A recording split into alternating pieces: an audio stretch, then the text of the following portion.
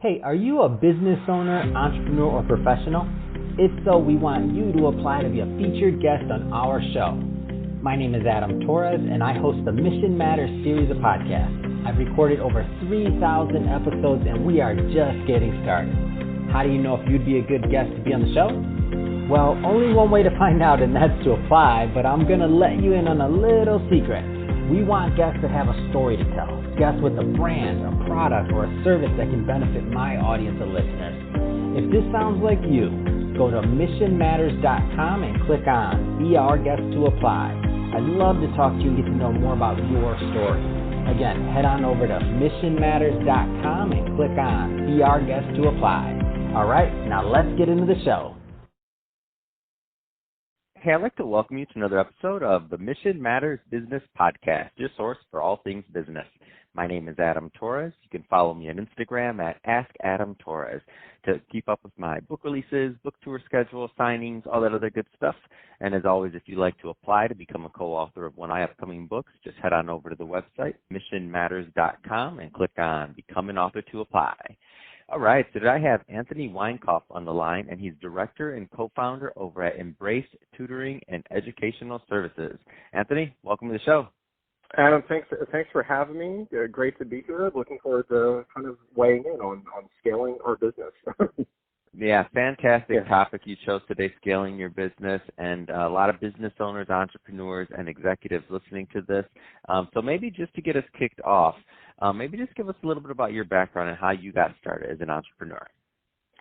So over the years, I was in education for a number of years, and I was actually a Stanford faculty liaison in the college admissions sector prior to starting Embrace. And long story short, I took on two really incredible co-founders, and we built and scaled a model for what Embrace is today. And we tend to specialize in creating academic roadmaps for those students that are really furthering in education. Our goal and really what our mission is we work with students from all different ages where it might be applying for, let's say they want to apply to independent schools, or maybe they want to apply to college, or maybe even graduate schools. We then match them with private tutors as well as college admission consultants to help guide them along the way so that they can make better informed and educated decisions regarding that process. So you have obviously you're helping people, you're helping students, and going on this entrepreneurial venture. We all learn from the ups, the downs, everything in between. It's just part of the entrepreneur's journey. What kind of advice would you give to some of those new, just getting started entrepreneurs out there that maybe they have an idea, they have a concept, and they're going for it, but maybe they could use some of those words of wisdom? Oh, that's such a good question. I would say the big thing for the one is to kind of jump in first. I would really encourage them to tinker, kind of explore and discover, get their feet wet in the field. I myself was a product of public school education. I never had tutors for along the way, and it wasn't until I was kind of exposed to various facets of education and sort of what the private tutoring sector or even college admissions sector really was. And that sort of opened my eyes a little bit in terms of what could be and really where those needs could be and how we can kind of bring value to those individuals. So the first thing I would say is kind of really start to get their feedback, get that experience that they need. And then I would say for them to just learn to kind of adapt, to learn as they're going, if they're bootstrapping. And we've bootstrapped Embrace the all the way through. It was very blessed over the years to be entirely self-funded and to kind of move forward. But for any individual entrepreneur or someone who might be thinking, hey, maybe do I want to take that next step? Do I maybe want to venture out on my own? It's sort of get that experience first of what it's like to actually work in that within that industry, and then if it happens to be an idea that they just can't leave alone, and if it is something that they feel as though is going to be bringing value to other individuals' lives, whether they do it or not, whether or not they decide to move forward and pursue that business, or maybe if somebody else does and they still feel as though the world is really going to be a better place or it's going to bring value in some aspect, then I would encourage them to kind of take a chance on themselves and go for it. What have been some of the most important factors for Embrace's success?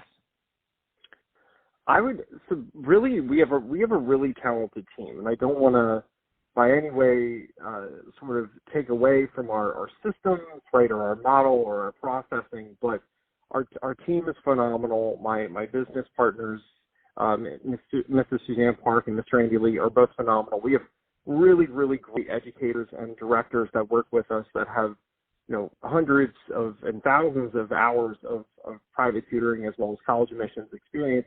So that kind of is really, in some ways, I would say, kind of put us at the forefront of knowing what to do and sort of staying true to what is going to be in the best interest of the student and the family in terms of the education. But we've also been very, I would say, we've also been very innovative. We've always tried to be customer obsessed, and we've always tried to think to ourselves, is the decision that we're making, how will this affect the student's learning experience? How will this affect the family's understanding of whatever admission process that they're going through? And then also at the same time, how will it affect the tutors and how will it affect the company? So we're trying to make decisions that we feel are the betterment of the kind of that trinity, if you will, of what's going to be in the best interest of the tutors, what's going to be in the best interest of the students, and what's going to be in the best interest of the company.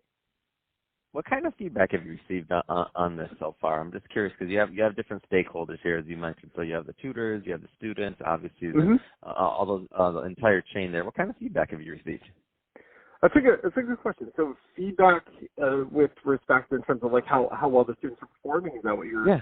Yeah, exactly. Well, the students have done really, really well, and under our program, because we kind of create a system where there's a lot of support, and we've built features out intentionally where the individuals who come and will use our program will have the option of using different packages, and they, depending on the size of the package that they use, they will then get additional features kind of built in. So the best way to think about it is, you'll get your personal trainer, right, like Peloton style, right, and then you'll get your nutrition plan, and then you get your dietitian, right, and then you get to come to these free online exercise classes, if you will. But just imagine that all engulfed in kind of an educational setting where you have advocates and kind of consultants along the way guiding you to help you make those decisions. So our students have done very well in the program. I would say some general statistics. Most of our test prep students increased by about 25% or more from where they start. How well they improve on, let's say, the SAT or ACT is relative to where they're beginning. And then I would even say most of them, from a college admission standpoint, are generally accepted to one of their top choice schools, top 3 choice schools that they do. But regardless, they all feel much more confident coming out of the program and working with Embrace. Their study habits are improved. They feel much better at problem solving and thinking and sort of logic-based reasoning.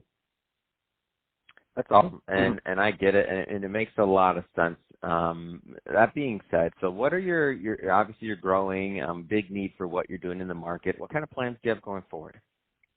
That's a good question. We attempt to always be innovative of what we're doing, and we like to think to ourselves, where's the puck going, not where it is. And we were fortunate actually before the pandemic to begin implementing a number of online systems and teaching our tutors, how to do YouTube videos or how to do training or how to set up different LMS systems. And we were very fortunate where we did this a few years ago. So even when COVID had hit and we had to move things or transition to virtual learning, we were kind of already in a position to do that. We had already experimented with Zoom or Google Meet or, WebEx, and we were ready for that. So I would say that it's really about thinking kind of what is the next great adaptation within education, and then how can we bring that sense or kind of that value back to our audience. So final question. So number one, who are typically the right types of individuals that are a good fit to work with Embrace? I mean, you've worked with a lot of people. So what's typically the great profile of somebody that's going to benefit the most from working with you and your team? And then number two, what's the best way for them to reach out and to connect and to kind of get the process started? I see. Well, let me answer the second question first, because that's probably a little bit easier. if they want to, we have social media channels in a number of different. They're welcome to look at our Instagram is generally very for @Embrace Tutoring. They're welcome to visit our website, which is www.embracetutoring.com, and simply contact us. And if they have general questions, they may not need a full package. They may not actually need to purchase any sort of kind of service. We do a lot of give back programs where we intentionally have, let's say, a YouTube channel, if you will, where people can get free advice. If they do want to speak with us in more detail, they're simply welcome to fill kind of a contact us page, and then we'd be happy to work with them. Personally, if individuals would like to speak with me, I would say the LinkedIn page for Anthony Weinkopff is going to be the best way to get in touch. With respect to who are the best individuals for us to work with, now we work with people actually from all sorts of different backgrounds, ethnicities, geographic regions. We're headquartered in northern New Jersey, but we actually work with students all over the world, and which is interesting, right? Because you have to sort of accommodate for the different time schedules and shifts and such. But really, we work with anyone who's kind of invested in education and who may have questions, I would say, regarding an admissions process. Maybe they need private tutoring. Maybe they need a few extra sessions for test prep.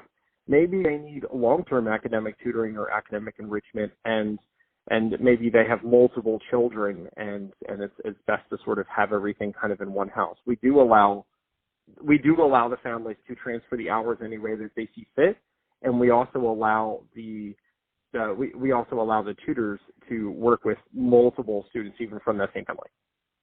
Fantastic. Well, Anthony, great having you on the show today. Big fan of entrepreneurs going out there doing, especially in education. I just mean like what you're doing has, in my opinion, a ripple effect, because you're going to help these students. These students are going to help others in the future, and just makes a big difference. So great to bring your story to my audience, and happy to share it. And to everybody listening, as always, thank you for tuning in. Hope you got a lot of value out of this. If you did, don't forget, hit that subscribe button. We definitely want you to be a return listener or viewer, depending on where you're watching this. And Anthony, thanks again for coming on the show. It has been a pleasure. Thank you again, Adam. I appreciate it. Take care.